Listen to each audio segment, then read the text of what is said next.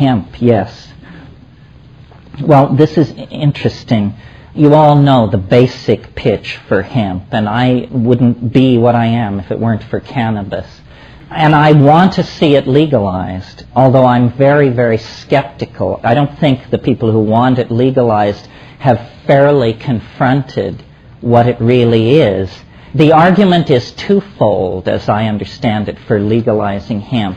Number one, a lot of money could be made off all these wonderful cloths and products and lubricants, medicines, and so forth. And the other argument relates to its psychoactivity, and the argument made there is, it's no big deal. It's no big deal. Well, I actually think it is somewhat of a big deal. And I think the people who don't want to see it legalized see it that way. Cultures are shaped by the drugs that they take and that they suppress. We are a sugar, red meat, and alcohol culture primarily, with tobacco to shore all that up. To think for a minute about a drug like coffee, caffeine.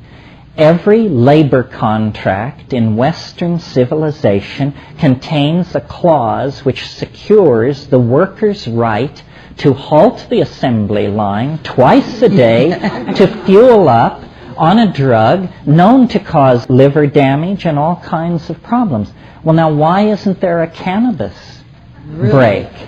The reason is that caffeine perfectly fits in to a program that would have you busily screwing widgets onto wonkets and moving them along the assembly line. In other words, it promotes capitalist values, performing repetitious tasks in a state of sort of glazed acceptance. Cannabis, on the other hand, what is always said about it? Makes you inefficient, lazy, uninterested in earning your Mercedes and your house. Fighting a war. Yeah. So I think that if we could, I'm very interested in this cannabis thing.